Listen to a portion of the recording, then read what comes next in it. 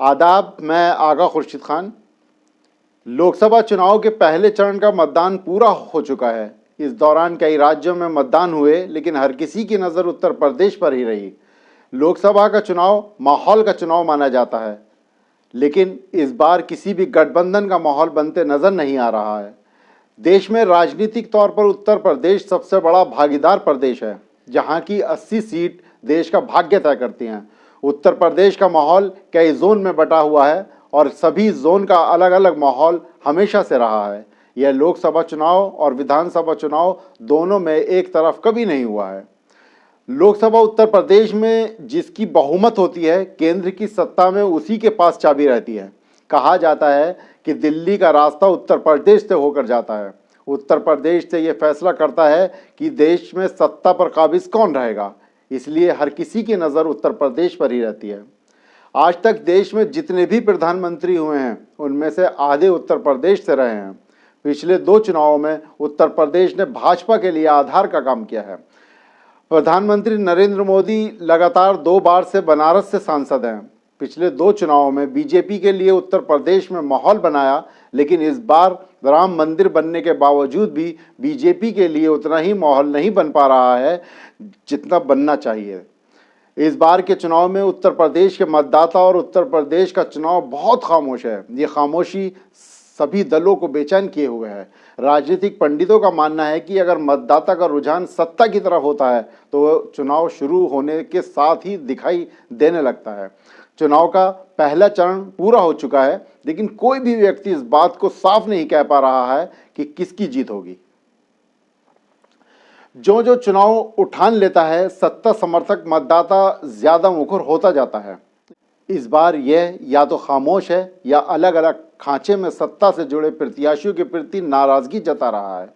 भाजपा ने अपने काफ़ी सांसदों को फिर से टिकट दिया।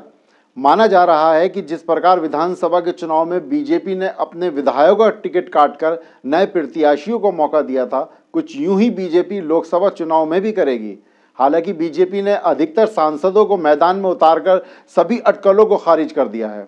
इनमें से कई सांसद प्रत्याशी 75 साल से अधिक की उम्र वाले भी हैं।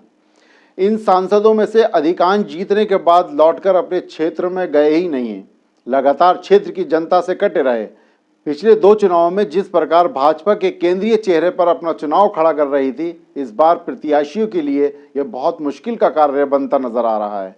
जनप्रतिनिधि जनता या कार्यकर्ता की आवश्यक मदद करने में असफल रहे हैं और लोगों से कटे रहे, इसलिए उनका क्षेत्र में जबरदस्त विरोध है। एक दूसरा विरोध जो बड़े पैमाने पर हाल ही में सहारनपुर में हुआ, जब क्षत्रिय समाज ने विशाल सम्मेलन किया जिसमें भाजपा का विरोध करने का फैसला किया गया।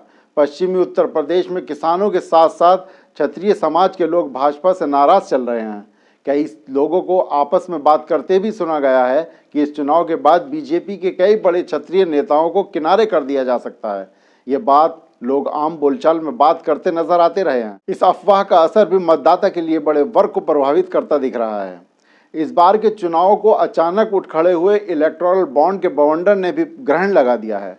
इसके उजागर होने के बाद पीएम केयर फंड को लेकर शंका के बादल घुमड़ने लगे हैं। देखा गया है कि जब भी कोई सत्ता नौकरशाही और व्यवस्था को सारी ताकत सौंपकर खुद को सुरक्षित समझने लगती है, दरअसल तभी वो ज़्यादा असुरक्षित हो जाती है, क्योंकि राजनीति नेता या कार्यकर्ता कैसा भी हो, उसको जनता का लिहाज करना ही होता है। दरवाजे पर आए व्यक्ति के लिए निकलना ही होता है। नौकरशाही के साथ ऐसी कोई मजबूरी नहीं है। जनता के साथ उनके व्यवहार का खमियाजा सरकार को भुगतना पड़ता है। यही स्थिति इस बार नासूर जैसी दिख रही है। बढ़ती महंगाई, बेरोजगारी और भ्रष्टाचार के मुद्दे किसी से छुपे नहीं हैं। लगातार विपक्ष इस मुद्दे पर बीजेपी को घेरती रही है। विपक्ष से ज्यादा इस मुद्दे को आम जनता ने अपने बैठक में और आम बोलचाल के दौरान महंगाई, बेरोजगारी जैसे मुद्दों पर चर्चा करते नजर आए। इस तरह की चर्चा किसी के लिए फायदेमंद होती है तो किसी के लिए बहुत हानिकारक साबित होती है। उत्तर प्रदेश में इंडिया गठबंधन की तरफ से कैराना से इकरा हसन, सहारनपुर से इमरान मसूद, आजमगढ़ से धर्मेंद्र यादव, बदायूं से शिवपाल यादव के पुत्र, मैनपुरी से डिम्पल यादव, बांदा से शिवशंकर पटेल, बिजनौर से यशवीर सिंह, हाथरस से जसवीर वाल्मीकि, फतेहपुर सीकरी से भाजपा विधायक चौधरी बाबूलाल के पुत्र रामेर सिंह, अलीगढ़ से ब्रजेंद्र सिंह, लालगंज से दरोगा सरोज, मछली शहर से तूफानी सरोज, फरुखाबाद से डॉक्टर नवल किशोर शाक्य, फिरोजाबाद से अक्षय यादव, बरेली से प्रवीण सिंह ऐरन, मुजफ्फरनगर से हरेंद्र मलिक, रामपुर से विपक्षी प्रत्याशी, अमरोहा से दानिश अली, कानपुर से आलोक मिश्र, उन्नाव से अनु टंडन, गाजीपुर से अफजाल अंसारी, अंबेडकर नगर से लालजी वर्मा, गोंडा से श्रेया वर्मा, घोसी से राजीव राय, वासगांव से सफल प्रसाद, बस्ती से राम प्रसाद चौधरी, संभल से जियाउर रहमान बर्क सहित मुलायम सिंह यादव के परिवार वाली अन्य सीट तथा अमेठी और रायबरेली सहित करीब 45 सीटें ऐसी हैं जो सत्ताधारियों के लिए कठिन डगर साबित हो रही हैं और यह विपक्षी उम्मीदवार चुनौती देते दिख रहे हैं, जो भाजपा के नाराज लोग भीतरघात करते भी दिखाई पड़ रहे हैं।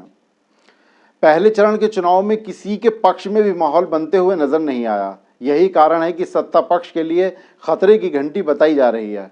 लगातार पीएम मोदी, सीएम योगी आदित्यनाथ समेत बीजेपी के कई बड़े नेता उत्तर प्रदेश में जनसभाएं कर चुके हैं, लेकिन जो माहौल 2014 और 2019 के चुनाव में था, उस तरह का माहौल बीजेपी के लिए दूर दूर तक नजर नहीं आ रहा है।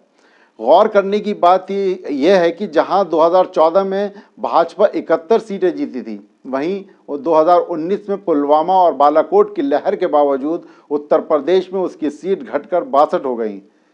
इस बार तो कोई लहर भी नहीं है। इस कारण लगता है कि मतदाता ने खामोशी बरतते हुए मतदान के दिन फैसला सुनाने का निश्चय कर लिया है। राजनीतिक पंडितों की भविष्यवाणियां और समीक्षकों की समीक्षा तथा एग्जिट पोल वालों को अक्सर मतदाता झुठलाता दिखता रहा है। अब देखना दिलचस्प होगा कि आने वाले चरण में भी जनता का मूड इसी प्रकार होता है या जैसे जैसे चुनाव आगे बढ़ता जाएगा वैसे वैसे चुनाव का माहौल भी बनता चला जाएगा। चुनाव जब खामोश रहता है उस वक्त सबसे ज़्यादा खतरा सत्ता पक्ष के लिए ही माना जाता रहा है।